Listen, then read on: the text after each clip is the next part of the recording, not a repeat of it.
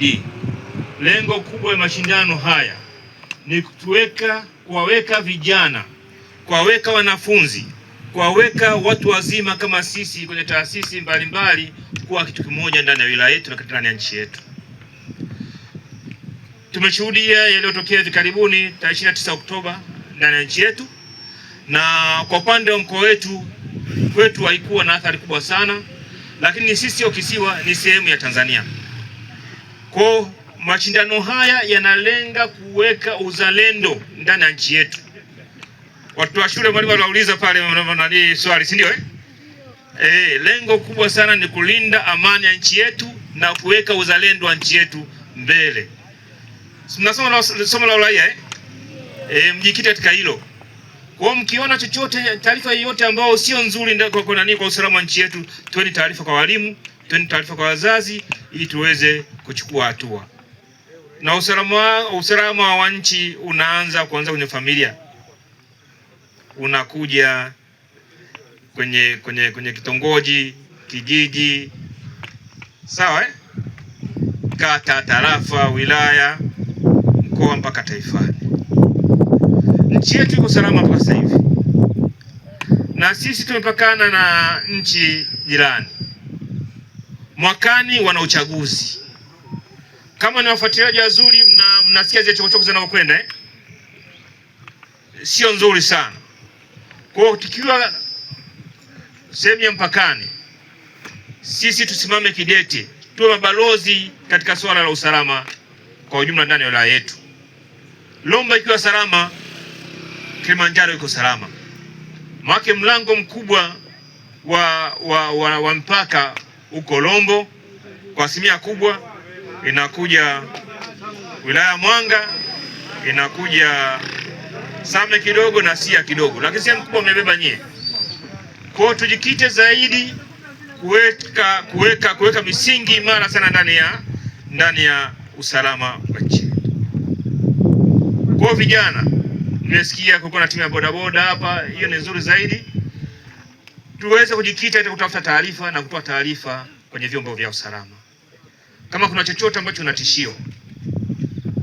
Ukiona usalama umetisika, basi hakuna maendeleo, hakuna chochote kitachoendelea, hakuna uzalishaji wote ndani ya wilaya na ndani ya mkoa na ndani ya taifa. Nyinyi ni mashuhuda sasa hivi kwa vitu vinavyoendelea upande wa Mashariki ya Kati, ambapo wapigani moja kwa moja ndani ya Afrika, lakini athari tumeshaanza kuiona. Mmeona upandaji wa mafuta, ingawa viongozi wetu kiongozwa na Mheshimiwa Rais wanapigania kurudishia katika hali ya kawaida, na si punde tu mtaona hali inaanza kuwa shwari kwa upande wa usalama mafuta. Lakini ni kitu kidogo tu, utaichezea amani kidogo tu, kuirudisha ni kazi mno. Kwa tusimame imara. Wanafunzi mwe imara sana katika kusoma na mjepushe na mambo mengine yote ya tamaa, makundi mabaya, utumiaji wa madawa kulevya. Watoto mwezi kutumia, lakini mweza mkatumika kuweza kuvusha au kuuza. Kataa kabisa. Kuna masuala ya ubakaji na ushoga. Nitampa kwa muda mfupi sana mtaalamu hapa wa mkoa, ataongelea kwa undani zaidi. Lakini bonanza mlioandaa wilaya ya Lombo sio swala dogo, ni swala kubwa sana. Sio swala kubwa sana.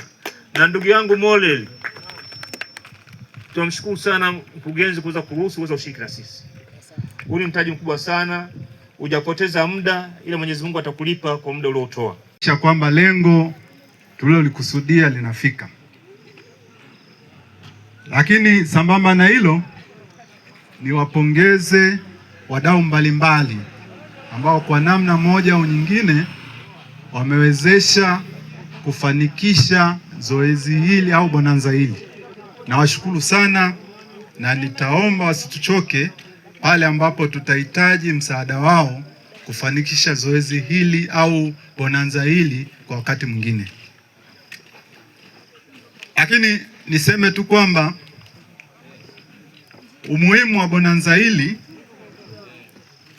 kimsingi ni kutuweka pamoja na jamii tunayoihudumia.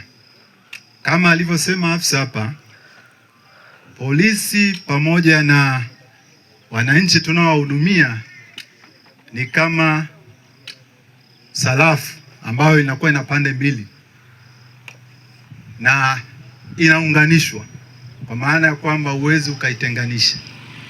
Sisi kama jeshi la polisi tunahitaji msaada wao wa wananchi, lakini wananchi na wenyewe wanahitaji msaada, na kimsingi swala hili ni mwendelezo wa falsafa ya polisi jamii. Polisi jamii, lengo kuu ni kuiweka jamii kuwa mdau mkubwa katika swala la ulinzi na usalama, wakati polisi akibaki kuwa mwezeshaji, mshauri na mtendaji pale inapohitajika. Tunawategemea wananchi kutupa taarifa mbalimbali za uhalifu na wahalifu, lakini kushiriki kwa moja katika kutatua matatizo yanayohusiana na uhalifu katika maeneo yao. Kwa wito huo, ningependa kuwaomba wananchi wote tushirikiane kwa pamoja kuhakikisha kwamba amani ya nchi yetu inaendelea kuwa nzuri, kwani kupitia amani shughuli mbalimbali zinaweza zikafanyika katika hali ya utulivu kabisa. Kila mmoja anajua ni mazingira gani ambayo yanaweza kufanyika endapo amani itatokea. Shughuli za kijamii haziwezi kufanyika kwa usalama, shughuli za kiuchumi haziwezi kufanyika, lakini kuna mambo mengi tu ambayo bila kuwepo amani ikitoweka basi hayawezi kufanyika. Kwa hiyo niwaombe wananchi, mbali na kwamba tuko hapa katika bonanza, wachukue ujumbe huu wa kuimarisha amani katika maeneo yetu, kuwa wazalendo kwa maana ya kwamba kuchukia uhalifu. Nichukue falsafa ya falsafa mmoja ambaye alisema kwamba nchi haiwezi kuangamia kutokana na uhalifu, isipokuwa itaangamia kutokana na watu ambao watakaa kimya na kuangalia uhalifu ukitendeka. Kwa hiyo ni wajibu wetu kuhakikisha kwamba tunapaza sauti pale uhalifu unapotokea, tunatoa ushahidi mahakamani pale tunapotakiwa kufanya hivyo, ili kuhakikisha kwamba tunatokomeza kama si kuondoa kabisa uhalifu katika jamii yetu. Tumetoka katika jamii, tunatambua kwamba hata nyewe wananchi mnao ndugu wadogo zenu ambao wako katika jeshi la polisi. Kwa hiyo jeshi la polisi ni marafiki, ni ndugu, ni watu wa karibu, ni watu wa usalama pia. Tunapaswa kukimbiliwa pale kunavyokuwa kumetokea changamoto yoyote. Kwa kuwa afande mgeni rasmi ameshaongea, nami niseme neno moja tu kuhusiana hiyo swala kwanza la kuendelea kuweka mahusiano mazuri baina yetu jeshi la polisi na wananchi kwa ujumla, kwa sababu katika swala zima la ulinzi na usalama tunapaswa kushirikiana. Nyie kama jamii ndo mko kule, mnaishi na watu wa aina zote. Wahalifu pia wanatoka katika jamii, si kwamba na wao wanashuka kutoka juu ya miti, wanaishi katika jamii zetu. Kwa hiyo tukishirikiana sisi na jamii, ni rahisi sana kufichua wahalifu ambao wapo wanapatikana katika jamii. Lakini pia nikiangalia katika uwanja huu ninaona kwamba wanaume na vijana ndio wengi sana, si ndio? Wanaume wanaume mpo? Sasa changamoto tulionayo katika mkoa wetu wa Kilimanjaro kuhusiana na swala zima la vitendo vya ukatili, kwa maana ya kubaka, kulawiti, lakini ni vipigo. Kwa sasa naweza kusema kama 98.8% vitendo vya ukatili vinafanyika ndani ya familia. Ndani ya familia kwa maana ya kwamba baba, babu, kaka, anko ndio watu ambao mmekuwa mkifanya vitendo vya ukatili. aidha kwa watoto wetu wa kuzaa, watoto wa kuwalea, watoto wa ndugu zetu, kitu ambacho ni hatari, kwa sababu mtoto anaona kwamba katika familia ndio sehemu salama ya yeye kukimbilia pindi anapokutana na changamoto nje. Lakini sasa imekuwa ni kinyume, kwamba ndani ya familia ndiko kunakotokea vitendo vya ukatili. Yaani unakuta baba mzazi au mlezi anabaka, analawiti mtoto wake. Sasa mtoto atakimbilia wapi? Kwa hiyo wanaume tunashindwa kuwaelewa, mnataka nini? Wanaume mnataka nini? Yaani imekaaje hapo? Mtoto wako wa kulea, mtoto wako wa kuzaa, unaenda kubaka, unaenda kulawiti. Hiyo haijakaa sawa, si ndio? Sisi ndio walinzi namba moja wa familia. Na kwa akina baba nadhani mtanielewa, kwa wale ambao wameshaoa.